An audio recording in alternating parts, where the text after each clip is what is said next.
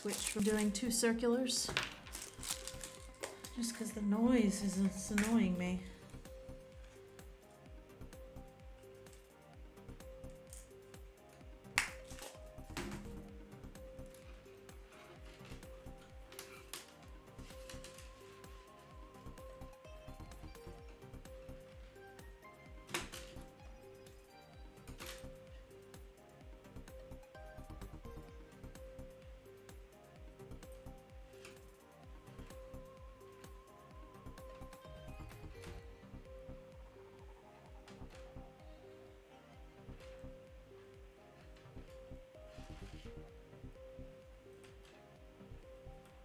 So if you were watching the last stream where I cast on for the socks, you'll probably be wondering what's happened because I cast it on for calf down socks and this is instead a toe. So I actually wasn't liking the pattern that I had chosen. The what was it called? The undulating rib or something like that. Like, it's a nice pattern, but it's just with these well-defined stripes on this particular wool, it just was fighting it. And so I wanted something a bit simpler. And I was looking at Ravelry the other day, and I saw someone had a basic instructions for doing a broken rib, which is just a 4-stitch repeat. So I frogged it. I took the whole sock apart and decided instead I would go toe up. Okay, there we go. Now we're just magic looping. Let's see if I like that any better. I actually need a stitch marker. Not really. So yeah, that's the broken rib. So it's less disruptive to the stripe pattern, which I think is going to look nicer. But yeah, I did Judy's Magic cast on for the toe. And I will, before I do I will stop when I get to the second sock, and I will make sure that I do it on the stream, because I'm sure that's a technique that people are probably keen on learning, and there's plenty of instructions online, but it is kind of a weird thing. It's always nice to see somebody do it.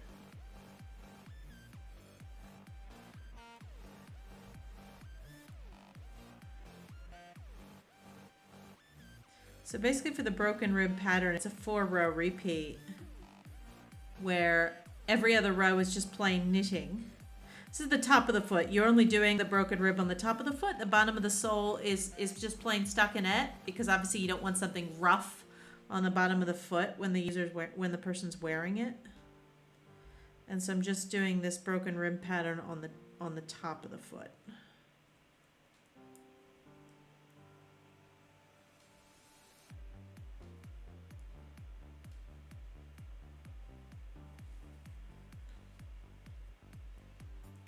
Getting to the black. This is the problem with this particular, with doing 4-ply in black, is it just gets really hard to see the stitches at night. So it's 2 knits, 2 purls, basically. It's like you're doing a 2x2 rib, but you do 1 row of that, then you do a plain row of knit, and then the next row you alternate which were the 2 knits and the 2 purls. So you're not actually making a ribbing. You're making a broken rib, hence the name.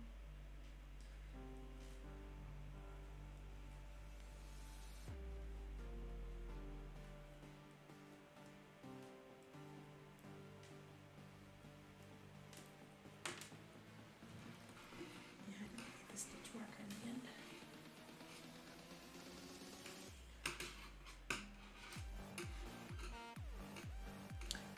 So now I'm on the sole of the foot, and as I said, sole of the foot is just plain stocking stitch, so it's just knitted. Now I know it looks quite pointy, this toe, but that's, that's what they always look that way when you knit them, and then once it's worn and stretched out to more of a human foot shape, I do have sock blockers, so I'll probably give them a wash and a block afterwards. But these are also quite large. These are for my husband, he has very wide feet. So I've actually made it, I'm doing 76 stitches. and using 2.75 mil needles, which is a little large, but I tend to knit tightly. I tend to have tight tension.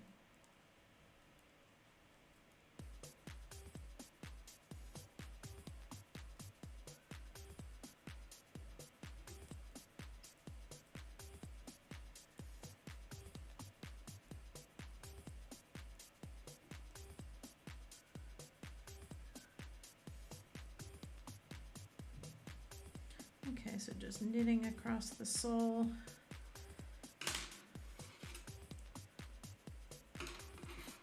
And then I just did the knit purl row, so this is the plain row across the top. Just a little interesting extra texture than doing a plain, I don't know, plain stocking stitch sock would be too boring. I mean, I would get bored knitting it.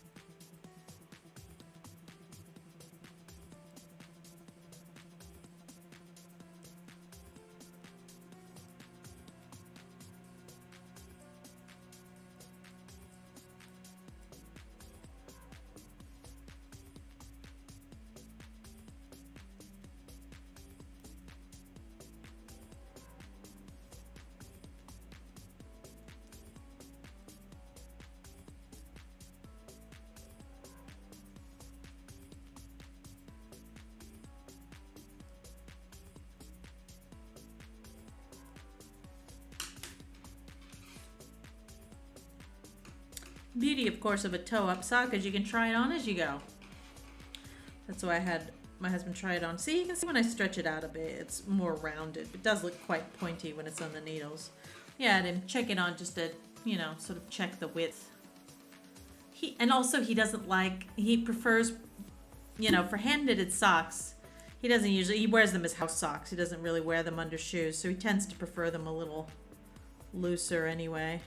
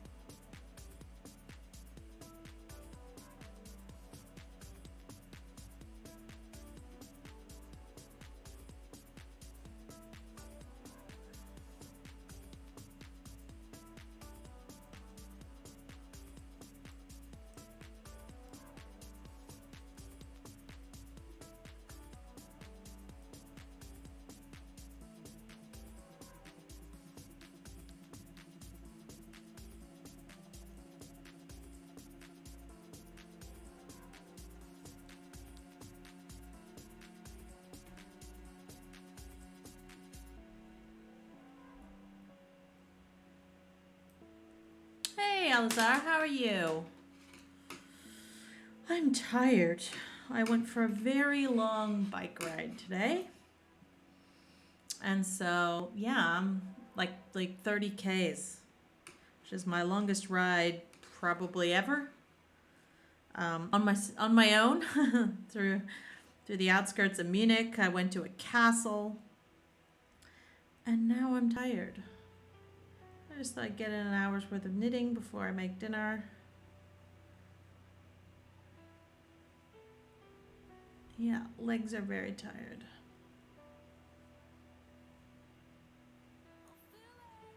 Oh no, I'm sorry to see you're having some pain.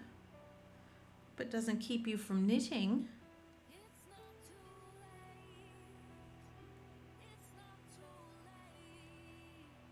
I found as I get older, my hands definitely tire faster when I'm knitting. I can't quite go for as many hours at a stretch as I used to, especially with these very thin needles. it was a nice bike ride. It was a cloudy day here in Munich. Not too hot, which was nice. But yeah, I think I hit my limit in terms of my legs.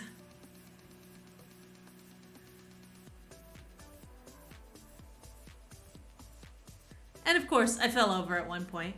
That was fun too. On my way back, when I was really, really tired, it's like 25 Ks into it, and I missed a turn, and so I was sort of like slowing down. I realized I needed to do a U-turn, and so I was slowing down. I was next to the sidewalk, and I was sort of trying to turn around and turn the wheel too much, and didn't have my foot on the ground, and just fell over. Just fell right over onto the road. I mean, there's no cars around or anything. These people were like, they said something to me in German. I was like, ich bin okay. So I hopped up. Just a few scratches on my leg, but more my pride than anything. Just to, fall over. Yeah, I'm fine. It's bound to happen sooner. I might have a bruise or two tomorrow, but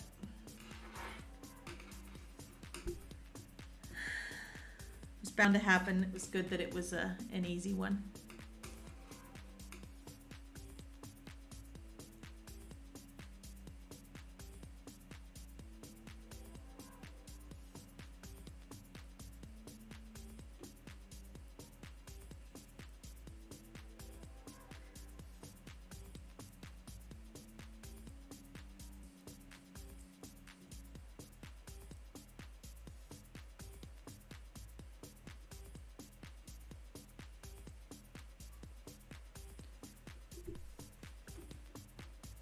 It's gonna rain all week, so that's why I thought I'd better get in some cycling while I can, because it looks like the forecast is gonna be pretty rainy this week.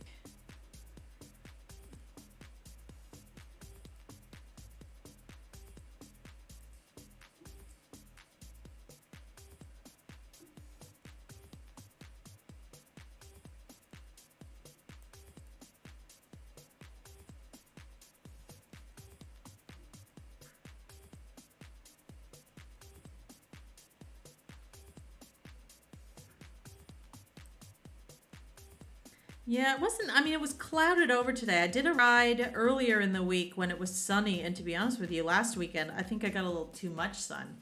Actually, even wearing a hat and sort of having on sunscreen, I feel like my face got a little too much sun on that day. Today was overcast and cool, which made it for nice riding weather. I actually bought myself a hydration backpack, which sounds super high tech, but like on my ride last weekend, I took a water bottle and I actually finished it along the way. And I don't know if it's just COVID or what, but there's like no public water fountains. So I thought, all right, I need to carry more water, and went on Amazon and ordered a little backpack that's got like a 2-liter bladder with a hose, which makes me feel, like I'm in the Tour de France, but. So I had that today, which was nice.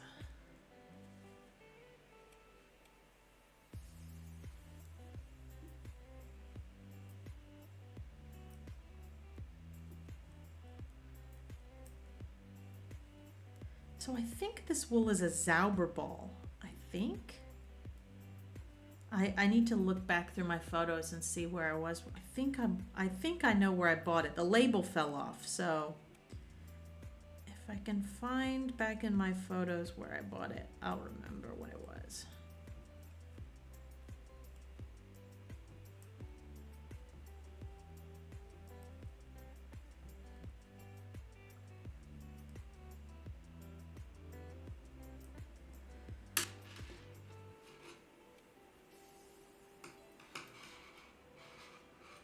That's looking effective. Like it's not fighting the stripes, it kind of.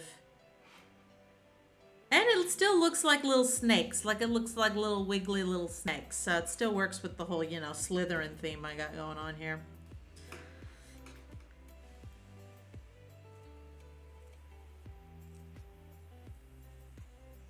What are you working on these days?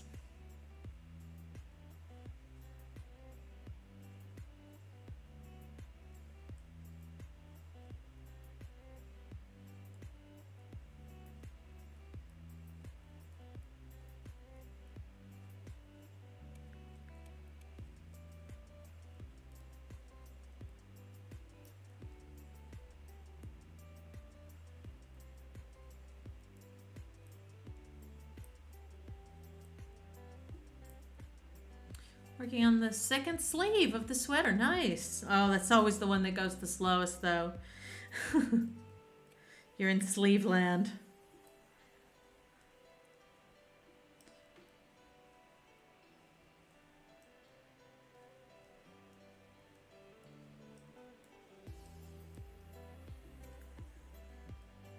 How thick is the wool you're using?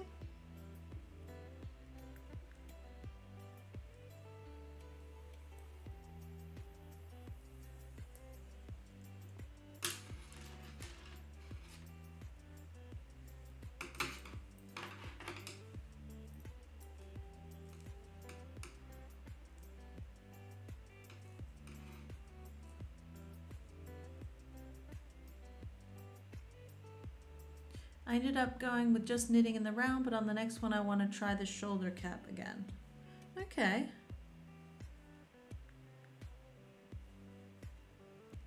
Like the short row sleeves, is that what you mean?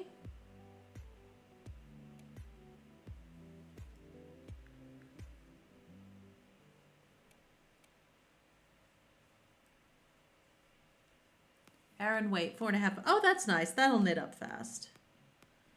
Just make sure I'm not doing the wrong stitch here.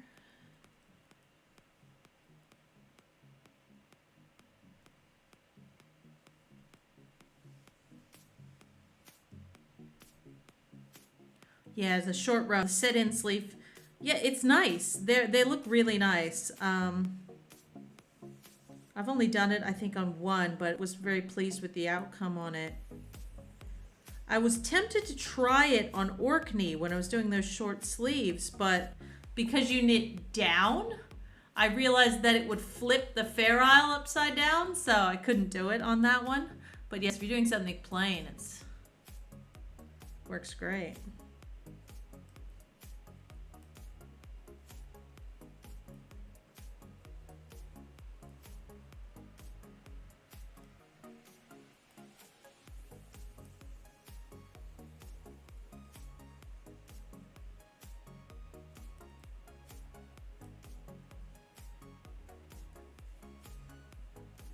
I feel like I could probably have made it work. It's just, I think you would notice it. I think it would look weird to have the designs flipped.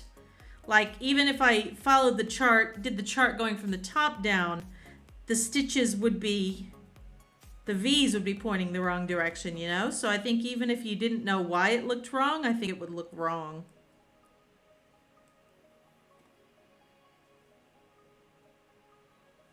Speaking of, I saved a tweet today I was going to share on the stream because I thought you might find it interesting. You know, when I was doing Orkney and doing the Fair Isle, I spoke a lot about yarn dominance and making sure I was keeping the same yarn in the same hand throughout the jumper. And I saw this tweet earlier today. Check this out.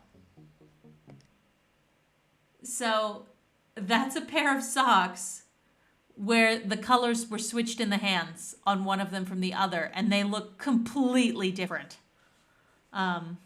This is going to be my new go-to example for why you have to be very careful with your Fair Isle, because yeah, you wouldn't think it would make, it's the exact same pattern, exact same colors, but just switching which yarns are in which hand.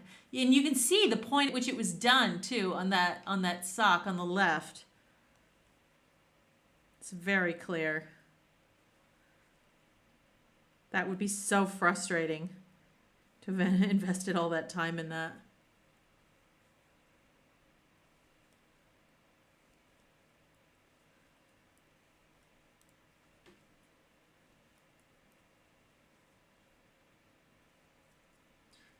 Yeah, you got to be careful to keep the colors in the right hands.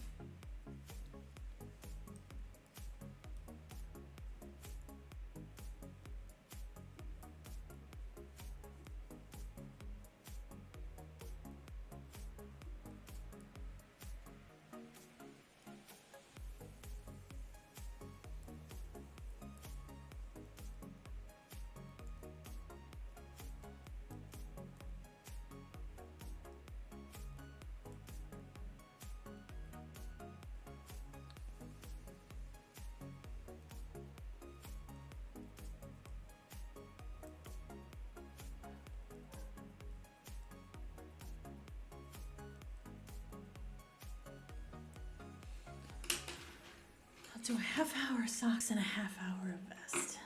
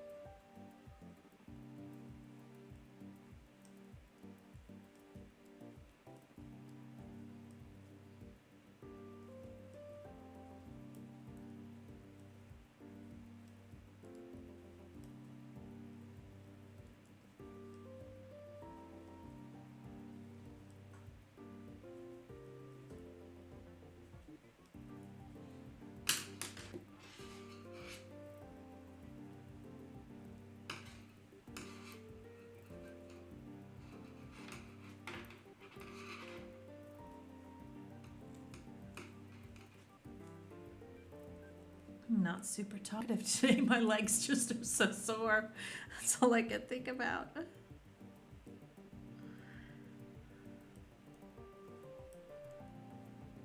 me sore tomorrow.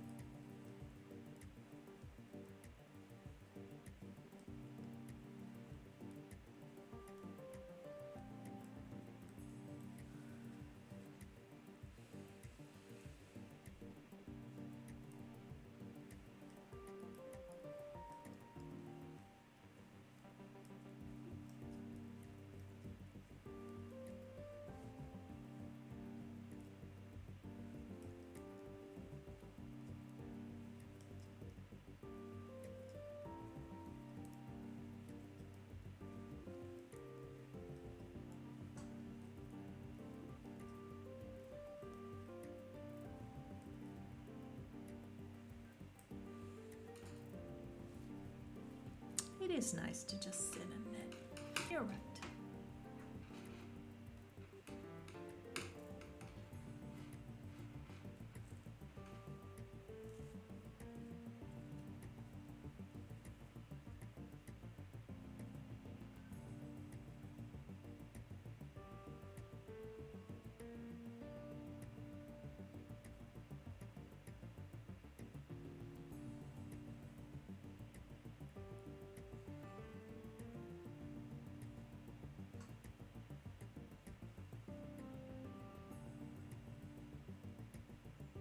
Make sure I'm doing the right stitch here, that's right.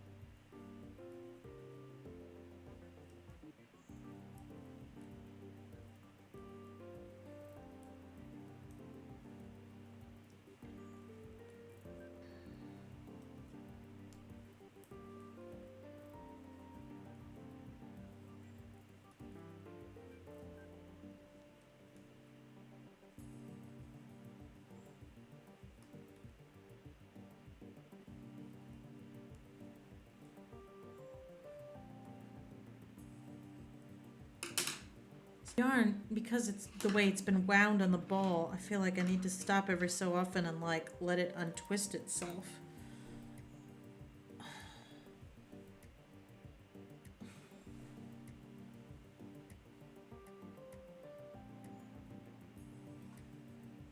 holding it up so it can untwist. There we go.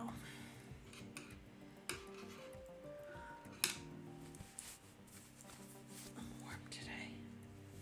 Maybe I didn't need my giant sweater.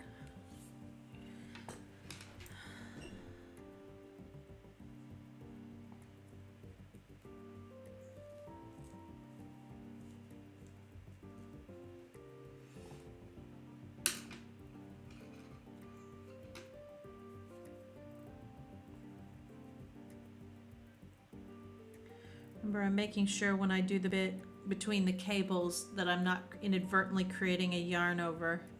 Make sure that the wool, you know, I'm not taking it around the needle like that, which would create an extra loop. And then also that first stitch, just give it an extra tug to tug it a little bit tighter so we don't get a ladder there where I switch from cable to needle. Yeah, it came in the ball like that, which normally I don't buy wool like that. You know, you shouldn't. I'm a big believer in the fact that you actually shouldn't wind balls until you're about to use them. You know, yeah, I think it is the German brand. I think it is the Zauber ball. I feel like that's what it was. But you know, winding it in a traditional ball like that stretches the yarn.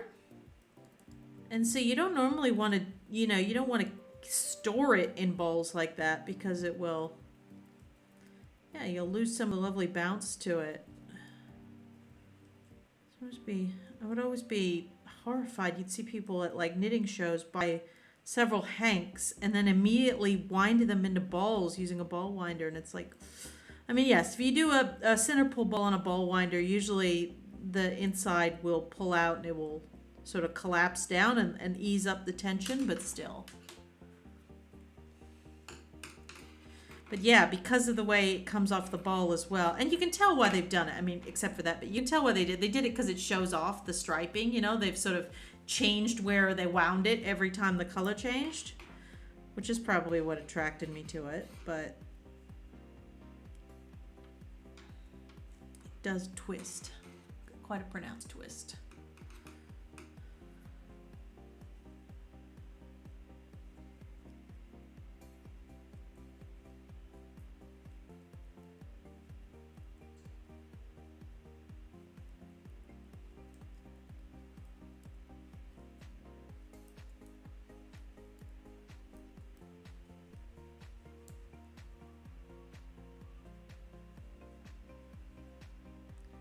Yeah, that's why I think it's the Zauber. I feel like they do that when they wind it because it shows off the sort of, you know, the stripes and everything, which is cool, but it's not the nicest thing to knit from. Plus it rolls around on the table. I do have a bowl somewhere my mom gave me with one of those little holes in it, like a yarn bowl, but I've never found it that super useful.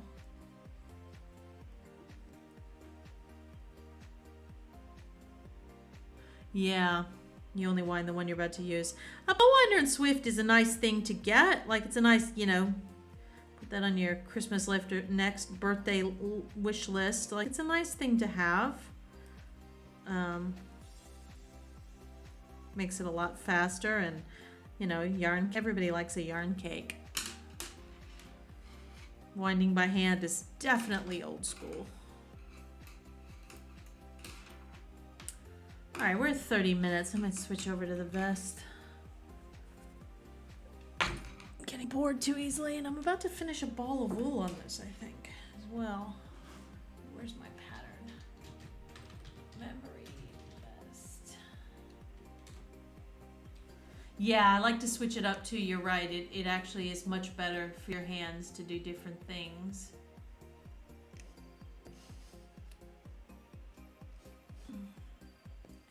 On row 40. I think I just finished row 44, didn't I? Row 40. I'm ready for row 44. Look at this. I'm going to get mixed up. Why do I keep doing this? I keep forgetting to tick off the rows, or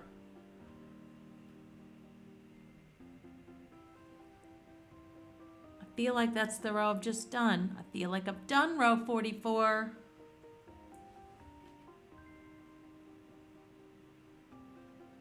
Yeah, I totally did. I've done row 44. I just didn't take it off.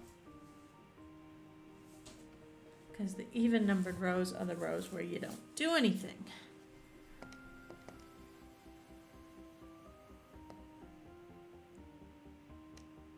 There we go.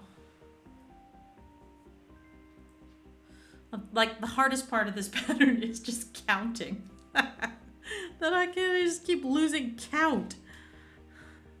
Even though I'm ticking them off on a piece of paper. Alright, that means this is a cable row. Yay for cables.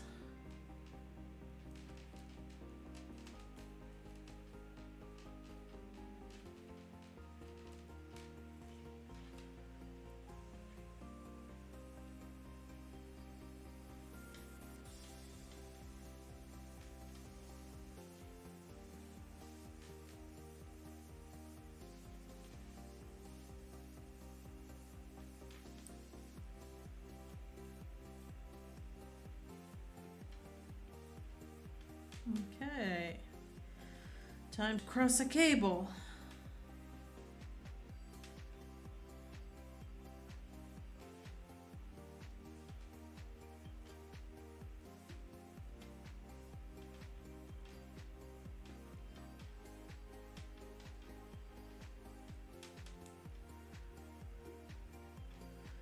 Okay, and then we cross the other one the other direction.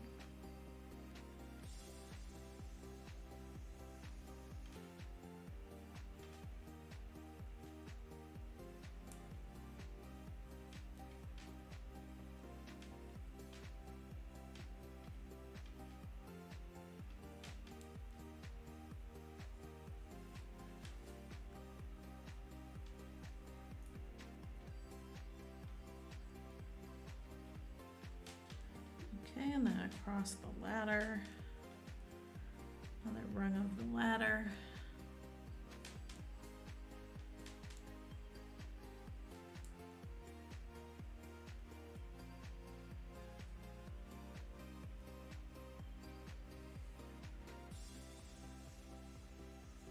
Keep feeling little bits of vegetable matter in this yarn. That's very annoying.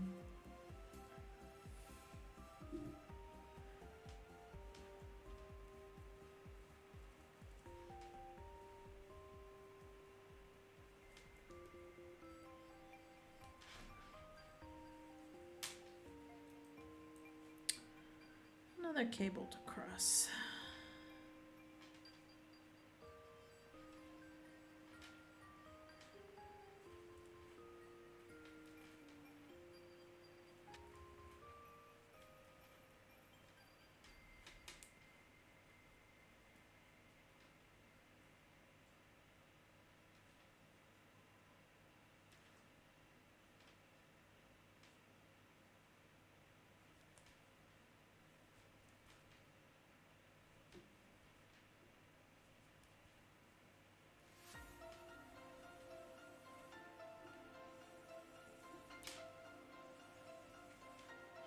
Okay, then the tree. What's happening with our tree? So twisted stitch. There's our tree there. Purl 3. Okay, and then that stitch needs to move one to the left.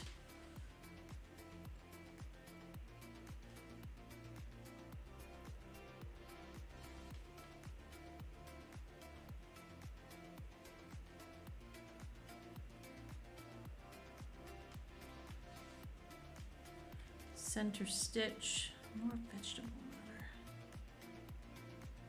It's like it's got little crunchy bits in it.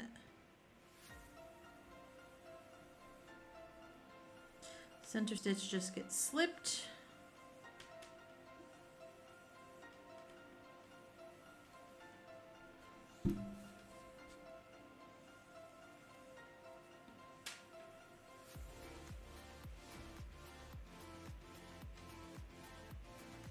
which crosses over to the right.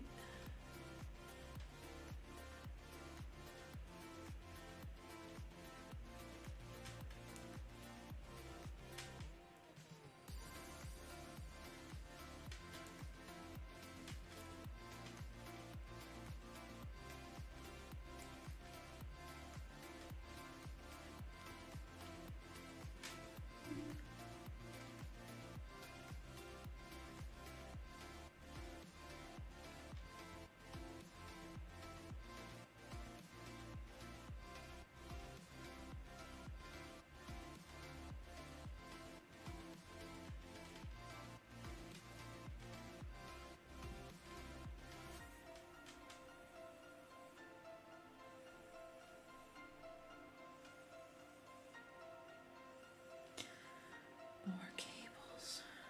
Cables can be hard on your hands too, I'll tell you what.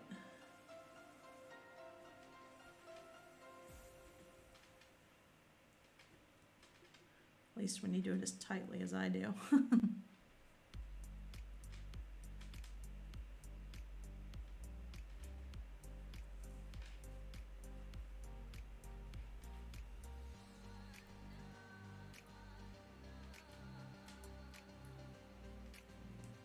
Ladder.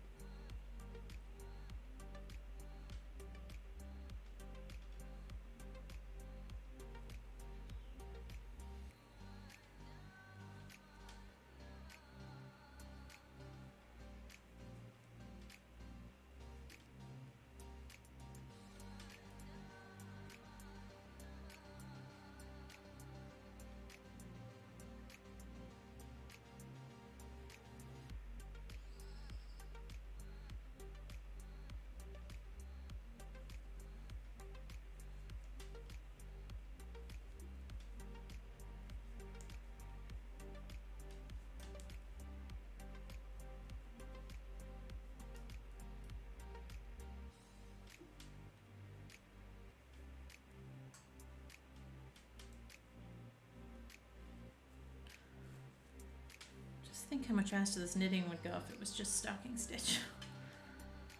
That's half a round, my goodness.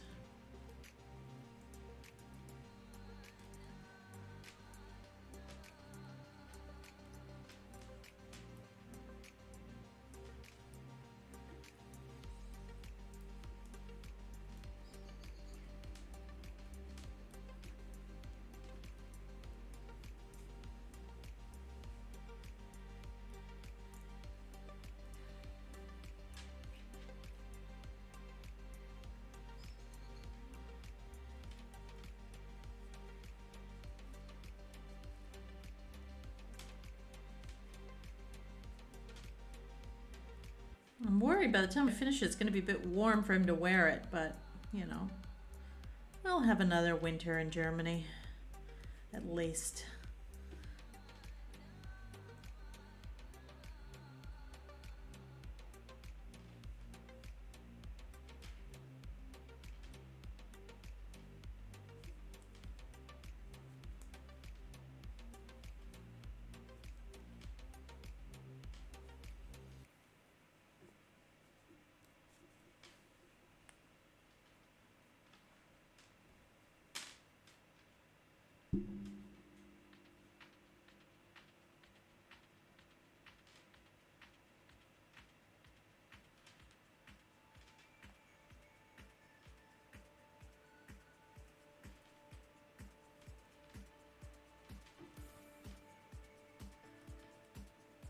We're a little, I'm not sure how warm it's gonna get. I mean, we got here last year right at the end of August. And it was pretty warm a couple of those days, you know, 30 degrees kind of like Celsius. But not really sure in the summer how hot it'll get. One thing we've discovered is that air conditioning is not as common in German homes as it is in Australia or in the US. So you just open the windows or have a fan.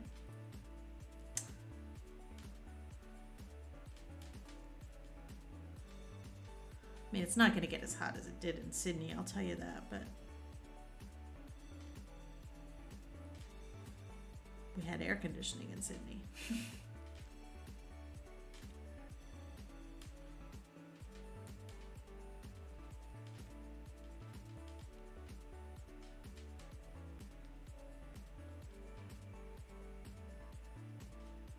Where are you again? I keep saying your name differently every time. Alizara. Where are you?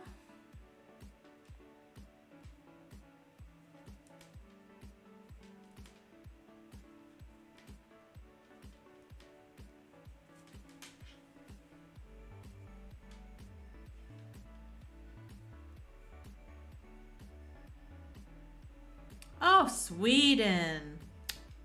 Oh, very nice. So I have been, that's right. So my colleague Gunnar Grosch is from Sweden. And he recently has put me onto this thing you guys have this time of year where you have these cameras watching the moose crossing the river. And they show this on television and it's like super popular, and they have a live web stream as well. And so he shared this with me. And so a few times this week, we'll be sitting in the middle of the meeting and he'll discreetly message me and be like, moose. So I've seen a few moose on the stream this week crossing the river in Sweden. It's very peaceful looking. Parts of it were still frozen. Poor moose.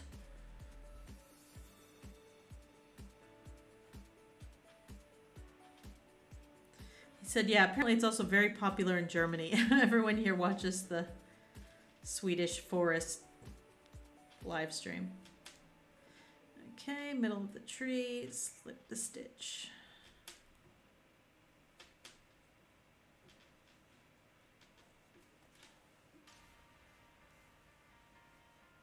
I can't wait to come to the Nordics. I really want to go to Finland. Want to go to Moomin World. I just ordered a Moomin bike seat cover for my bicycle. Because why not?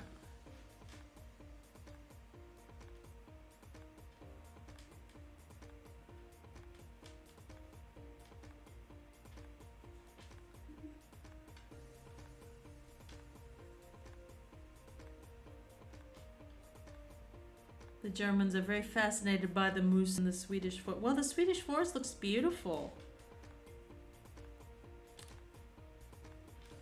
I really want to go.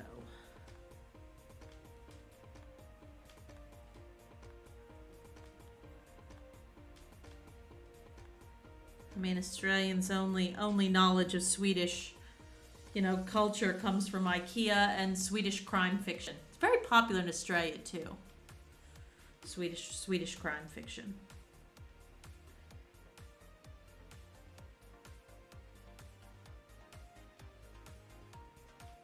Maybe that's just among my knitting circle. Very into it. I haven't actually watched that much, other than, of course, the Stig Lars, but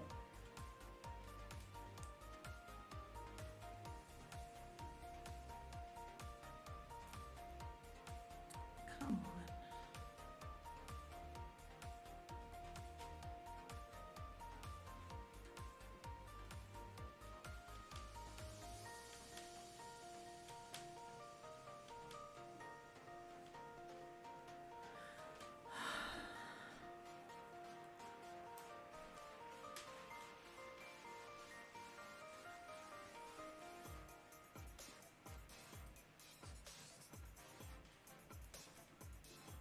I'm really only going to get one row on this done, and then I'm going to have to go start dinner.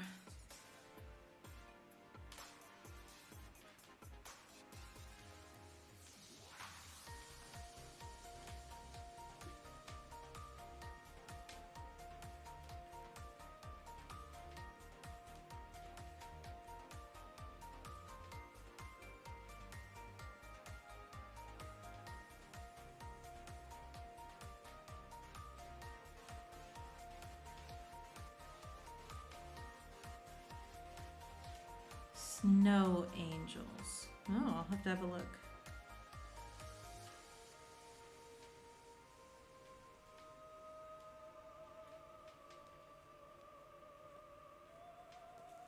We started watching Masters of Sex, which is with Michael Sheen and Lizzie Kaplan, and it's about Masters and Johnson, the famous American, sex researchers from like the 50s and 60s. So it's a bit Mad Men, esque.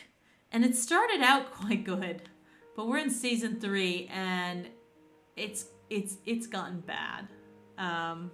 I know there's only 4 seasons of it, so I'll finish it, but I cannot recommend Masters of Sex, I'm sorry to say. There have been some great episodes. There have been, good characters, and it's obviously based on a fascinating real. I actually bought the book, the biography that it's based on. But the show, obviously it's complicated. The show is depicting the lives of, especially their kids. Each of them had children, and those people are still alive. Like they were, this is not that long ago, so they've basically invented a lot of storylines and put disclaimers on it saying, these characters are wholly fictional, and it's gotten very soap opera. So, can't recommend it. I think I'm probably just going to stop there for the day. I know it's a short session, but I just want to get in a few rounds. And yeah, I think I'm still thirsty from my ride. You found the longer a show is the seasons. Yeah, I'd hate watching it at this point. Yeah, so the first 2 seasons were okay. Season 3, it's going downhill fast. All right, well, have a lovely Saturday night. I'll probably do some knitting tomorrow morning. I think so. If I can actually get out of bed. My legs get me out of bed. So I'll probably be back here in like, what time is it? It's 8 o'clock. Tomorrow mid-morning. Maybe I'll see you then. All right. See you later. Always nice to chat to you. Hope your pain issues get better soon, okay? Take it easy. Bye.